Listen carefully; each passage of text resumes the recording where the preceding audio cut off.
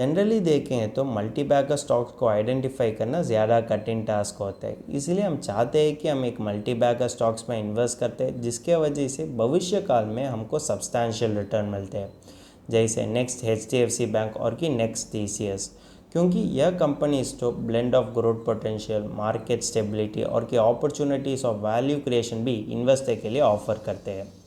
अब देखें तो एक PMS तो इसी तरह कंपनीज में इन्वेस्ट करने के लिए प्रॉमिस करते हैं। वही हम कहते हैं कि मार्सिलस राइजिंग जायंट्स। यह PMS आपका इन्वेस्टमेंट पोर्टफोलियो में वैल्यू ऐड कर सकेंगे। यह PMS आपके लिए फाइनेंशियल गोल्स अचीव करने का कॉर्पस जनरेट कर सकेंगे। इसके बारे में हम डिटेल एनालिसिस करते हैं। चलो वीडियो शुरू करते हैं। हेलो दोस्तों, welcome to holistic investment dot in YouTube channel. Generally देखेंगे कि मार्सिलस तो क्या होते हैं। मार्सिलस का क्लाइंट बेस होता है कि high net worth individuals, family officers और इंस्टीट्यूशनल इन्वेस्टर्स। यह तो कॉन्सेंट्रेटेड लॉन्ग टर्म और हाई कन्विक्शन इन्वेस्टमेंट अप्रोच को फॉलो कर दिया जाता है। यह तो इसी तरह क्वालिटी बिजनेस में इन्वेस्ट करते हैं जिसके पास substantial competitive advantage, strong management teams और अट्रैक्टिव ग्रोथ प्रॉस्पेक्ट्स भी होते हैं। और यह तो Indian companies across market capitalisation focus कर दिया जाता है और यह तो ज़्यादा फोकस करते हैं कि मिड और स्मॉल कैप स्टॉक्स पर। अब यह मार्सिलस राइजिंग जायंट्स का जनरल ओवरव्यू देखें तो इसका मिनिमम इन्वेस्टमेंट होते हैं कि ₹50 लाख। ये तो सिंपल इन्वेस्टमेंट फिलॉसफी को फॉलो कर दिया जाता है और इसमें देखें तो ये तो इसी तरह कंपनीज में इन्वेस्ट करते हैं जिसके पास क्लीन फाइनेंशियल रिकॉर्ड्स होते हैं और इसी तरह मार्केट चुनते हैं जिसके पास कॉम्पिटिटिव एडवांटेज और हाई ग्रोथ पोटेंशियल होते हैं। और इसका पोर्टफोलियो देखें तो ये तो high quality mid size companies में इन्वेस्ट कर दिया जाते हैं जो companies largest wealth creators in Indian equities हो सकते हैं। और यह इंडियन कंपनीज का मार्केट कैप देखेंगे तो इसका रेंज हो सकते हैं कि $500 मिलियन टू $10 बिलियन। और ये तो इसी तरह स्टॉक्स को चुनते हैं और तो लॉन्गविटी देखते हैं, EPS ग्रोथ देखते हैं और उसके साथ ही और डिस्कवरी फ्रेमवर्क वजह से उस स्टॉक्स को चुन कर दिया जाते हैं। और फाइनली ये तो 15 स्टॉक पोर्टफोलियो बनते हैं। इससे वो तो टॉप 4 में वो तो 40% ऑफ द पोर्टफोलियो को इन्वेस्ट कर दिया जाते हैं। बाकी 5 में देखें तो 5 to 10 वो तो 30% को इन्वेस्ट कर दिया जाते हैं और रिमेनिंग 5 में देखें तो ये तो 20% ऑफ द पोर्टफोलियो तो इसमें इन्वेस्ट कर दिया जाते हैं। अब ये मार्सिलस राइजिंग जायंट्स का फी स्ट्रक्चर देखें तो इसमें इन्वेस्टर के लिए दो ऑप्शंस दे दिया जाते हैं। ऑप्शन 1 होते हैं कि फिक्स्ड फी और ऑप्शन 2 होते हैं कि वेरिएबल फी। इसमें इन्वेस्टमेंट अमाउंट पर निर्भर होते हुए 1.25% से 2% तक चार्ज कर दिया जाता है। और ऑप्शन 2 वेरिएबल फ़ी में देखेंगे तो इसमें भी इन्वेस्टमेंट अमाउंट पर निर्भर होते हुए और तो फिक्स चार्ज कर दिया जाता है। इसका रेंज होता है कि 0.5% से 1.25% तक। उसके बाद वो तो परफॉर्मेंस भी लेते हैं जब hurdle rate of 6% plus benchmark index को अटेंड कर दिया जाता है तो। लेकिन इसमें परफॉर्मेंस फ़ी हो सकते हैं कि 10% और 5%, वो तो भी इन्वेस्टमेंट अमाउंट पर निर्भर होते हैं और यह 10% और 5% ऑफ द प्रॉफिट हो सकते हैं। उसके बाद तो एक्सिट लोड चार्जेस भी होते हैं, लेकिन एक्सिट लोड चार्जेस तो इसी तरह इन्वेस्टर्स के लिए होते हैं जो 15 months from the date of investment से विड्रॉ करते हैं तो। अब हम अगले देखने वाली चीज़ होते हैं कि मार्केट कैप और की सेक्टोरियल होल्डिंग्स। मार्सिलस तो नियरली 60% ऑफ द पोर्टफोलियो तो लार्ज और मिड कैप में इन्वेस्ट कर दिया जाते हैं और रिमेनिंग 40% तो स्मॉल कैप कंपनीज में इन्वेस्ट कर दिया जाते हैं। और इसका सेक्टर देखेंगे तो इसका मेजॉरिटी तो बैंकिंग और फाइनेंशियल सेक्टर ही तो इन्वेस्ट कर दिया जाते हैं। वो तो अप्रॉक्सीमेटली हो सकते हैं कि 1/3 ऑफ द पोर्टफोलियो। और उसके बाद होते हैं कि कंज्यूमर डिस्क्रिशनरी। अब हम बात करने वाले चीज़ होते हैं कि मार्सिलस राइजिंग जायंट्स का आइडियल इन्वेस्टर बनने के लिए आपको क्या क्वालिटीज़ की ज़रूरी पड़ती है। आप तो हाई रिस्क अपटेट और हाई पेशेंट इन्वेस्टर बनना चाहिए क्योंकि यह स्टॉक्स तो अच्छा रिटर्न देने के लिए ज़्यादा वर्ष लगती है। और आप तो वॉलेटिलिटी कॉन्शियस इन्वेस्टर भी बनना चाहिए क्योंकि एक बैड क्वार्टर तो सिग्निफिकेंट डिक्लाइन कर सकते हैं स्टॉक प्राइसेस में। और आप तैयार होना चाहिए कि मिनिमम 50 लाख इन्वेस्ट करने के लिए। और आपका इन्वेस्टमेंट तो लॉन्गर टाइम हॉरिजन पर निर्भर होना चाहिए और जब तक फंड्स हाथ पर आते उस समय तक आप तो PMS और फंड मैनेजर को ट्रस्ट करना चाहिए। अगर आपको यह सभी क्वालिटीज़ है तो भी आप डिसीजन लेने की ज़रूरत पड़ती है कि यह PMS आपका पोर्टफोलियो में होना चाहिए और कि नहीं होना चाहिए।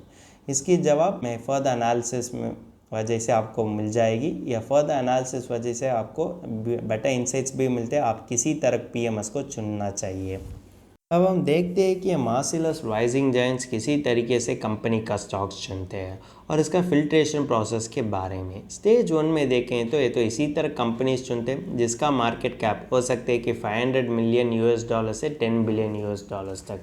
स्टेज 2 में देखें तो स्टेज 1 का क्रेडेंशियल चेक्स करते हुए वो तो 40% ऑफ द कंपनीज को नेगलेक्ट करते हैं।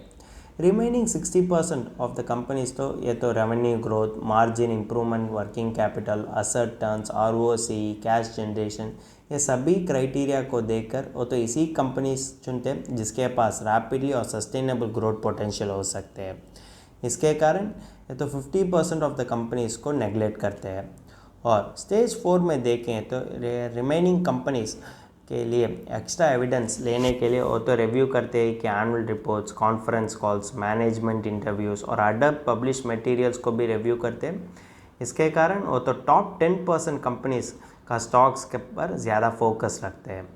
और फाइनल स्टेज में देखेंगे तो वो होते हैं कि स्टेज 5, इसमें थर्ड पार्टी चेक्स भी कर दिया जाते हैं क्योंकि मार्सिलस तो कंपनी प्रोवाइडेड इन्फॉर्मेशन पर ही पूरे विश्वास नहीं रखते, या तो ओन इंडिपेंडेंट रिसर्च करते हैं। और फाइनली देखें तो ये तो 15 स्टॉक्स को चुनते हैं और ये 15 स्टॉक्स तो 450 प्लस कंपनी से चुनते हैं। और ये स्टॉक्स तो इसी तरह स्टॉक्स हो सकते हैं जो इन्वेस्ट कर दिया जाते हैं तो वो तो मल्टी बैगर हो सकते हैं।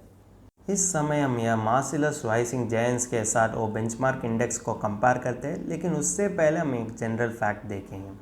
अगर देखें तो ये टेबल वजह से हमको यह जानकारी मिल चुकी है कि ये तो ज़्यादा महीनों के लिए नेगेटिव रिटर्न ही दे चुके हैं इन्वेस्टर के लिए, और इंसेप्शन से देखेंगे तो भी यह रिटर्न तो 15% ही होते हैं।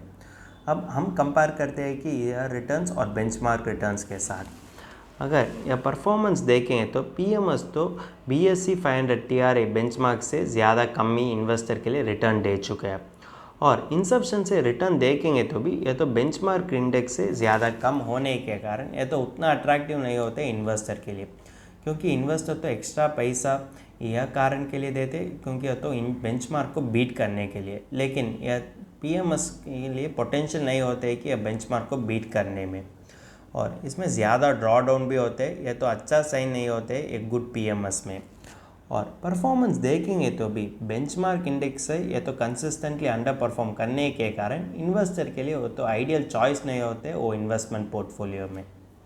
बेटर क्लैरिटी मिलने के लिए यह राइजिंग जायंट्स पीएमएस रिटर्न्स के साथ निफ्टी नेक्स्ट 50 रिटर्न्स को हम कंपेयर करते हैं। अगर देखेंगे तो ये टेबल वजह से आपको यह जानकारी मिल चुका है कि राइजिंग जायंट्स तो ज़्यादा अंडर परफॉर्म कर दिया जाते हैं निफ्टी 50 से कंपेयर किए तो। क्या कारण होते हैं इसी तरह अंडर परफॉर्मेंस करने के लिए? कारण हो सकते हैं कि मार्सिलस राइजिंग जायंट्स पीएमएस तो ज़्यादा प्राइस के लिए स्टॉक्स को खरीद कर दिया जाता है कोविड टाइम में, और कोविड होने के बाद और पोस्ट कोविड में यह तो पीरियड ऑफ कंसोलिडेशन होने के कारण यह तो रिटर्न्स तो ज़्यादा डिमिनिश हो चुके हैं। एक पॉसिबल फैक्टर हो सकते हैं और एक इम्पैक्टफुल फैक्टर भी हो सकते हैं क्यों यह राइजिंग जायंट्स पीएमएस इतना रिटर्न इन्वेस्टर के लिए नहीं दे सकते हैं। अब नेक्स्ट हम यह पीएमएस को एक्टिवली मैनेज फंड से कंपेयर करते हैं और रिटर्न पर्सपेक्टिव से देखेंगे तो भी यह पीएमएस तो मिड कैप म्यूचुअल फंड से ज़्यादा कम रिटर्न ही इन्वेस्टर के लिए दे चुका है। इसी समय हम टैक्सेशन के बारे में देखेंगे। सभी वैल्यूज तो प्री टैक्स रिटर्न होते हैं और जब हम पोस्ट टैक्स रिटर्न्स को कंसिडर करते हैं ये डिफरेंसेस तो अलग पड़ती है। जनरली देखें तो पीएमएस तो लेस टैक्स एफिशिएंट होते हैं अगर आपने म्यूचुअल फंड से कंपेयर किए तो, इसीलिए ये तो टैक्स बर्डन डालते हैं इन्वेस्टर में। और इसमें देखें तो जब इन्वेस्टर पीएमएस ऑप्ट करते हैं उसको यह जानकारी होना चाहिए कि यह तो म्यूचुअल फंड इन्वेस्टर्स की तरफ उसमें टैक्स बेनिफिट ना होने के कारण इन्वेस्टर तो सोचना पड़ेगी अगर वो पीएमएस में इन्वेस्ट करना है या नहीं। मार्सिलस राइजिंग जायंट्स तो high quality mid size companies में इन्वेस्ट कर दिया जाते हैं और उसी तरह मार्सिलस में अदर इन्वेस्टमेंट प्रोडक्ट्स भी होते हैं जैसे मार्सिलस डेंटल शैम्पू, वो तो स्मॉल कैप कंपनीज में इन्वेस्ट कर दिया जाते हैं। और कि मार्सिलस कंसिस्टेंट कॉम्पाउंडर्स पोर्टफोलियो तो लार्ज कैप स्टॉक्स में प्रेडोमिनेंटली इन्वेस्ट करते हैं। और मार्सिलस किंग्स ऑफ कैपिटल ये तो बैंकिंग सेक्टर में प्रेडोमिनेंटली इन्वेस्ट कर दिया जाते हैं। अगर आपको यह इन्वेस्टमेंट प्रोडक्ट के बारे में डिटेल एनालिसिस इंग्लिश में पढ़ना चाहते हैं तो हमारा आर्टिकल को रेफ़र कर सकते हैं और इस आर्टिकल का लिंक तो डिस्क्रिप्शन में दिया गया है। हमने अब तक यह मार्सिलस राइजिंग जायंट्स का पूरा एनालिसिस कर लिया। अब समय आ गया कि इसका फाइनल वर्डिक्ट देखने के लिए। अगर देखें तो एक साल परफॉर्मेंस लेते हुए हम किसी भी पीएमएस को नहीं चुनना चाहिए, इसलिए हम यह मार्सिलस राइजिंग जायंट्स पीएमएस को अवॉइड कर सकते हैं। और ये तो रिलेटिवली यंग पीएमएस होते हुए भी ये तो इतना ज़्यादा इंप्रेशन नहीं दे चुका है इन्वेस्टर के लिए, क्योंकि ये तो आरएफ डिक्लाइन हो सकते हैं कि 15%। ये तो 15 स्टॉक से टॉप 4 स्टॉक से 40% ऑफ द पोर्टफोलियो वेटेज होते हैं, इसलिए ये स्टॉक अंडर परफॉर्म करते हैं तो भी ये तो सिग्निफिकेंट इम्पैक्ट कर सकते हैं ओवरऑल CAGR पर। और इसका पी वैल्यू होते हैं कि 58x, क्योंकि इसका स्टॉक्स तो अच्छा प्राइस में खरीद कर दिया जाते हैं, लेकिन यह स्टॉक्स तो अंडर परफॉर्म करने के कारण इसका रिटर्न तो उतना अट्रैक्टिव नहीं होता इन्वेस्टर के लिए। प्राइमरी पर्पस ऑफ पीएमएस होते हैं कि इन्वेस्टर तो बेंचमार्क इंडेक्स से भी ज़्यादा रिटर्न एक्सपेक्ट करते हैं, लेकिन यह पीएमएस तो उतना रिटर्न ना देने के कारण इन्वेस्टर के लिए उतना फ़ायदा नहीं हो सकते, और वो फाइनेंशियल गोल्स अचीव करने के लिए भी यह तो उतना बेनिफिशियल नहीं होते, क्योंकि इसमें रिस्क तो ज़्यादा होते हैं लेकिन रिटर्न कम होने के कारण ये तो आइडियल इन्वेस्टमेंट व्हीकल नहीं बनते इन्वेस्टर का फाइनेंशियल गोल्स अचीव करने के लिए। फाइनली हम यही कह सकते हैं, अगर आपने म्यूचुअल फंड से भी बाहर इन्वेस्ट करना चाहते हैं और अग्रेसिव रिटर्न के बारे में सोचते हैं तो यह मार्सिलस राइजिंग जायंट्स पीएमएस तो ये तो आइडियल चॉइस नहीं होते। अब तो इसके बावजूद अदर कंसिस्टेंट परफॉर्मिंग पीएमएस और टेमेटिक फंड्स को भी ऑप्ट कर सकते हैं, जिसके वजह से आपका फाइनेंशियल गोल्स अचीव करने में ज़्यादा मदद कर सकेंगे। अगर आपको यह विषय के बारे में ज़्यादा जानकारी होना चाहिए तो हमारा आर्टिकल पढ़ सकते हैं, और इस आर्टिकल का लिंक तो डिस्क्रिप्शन में दिया गया है।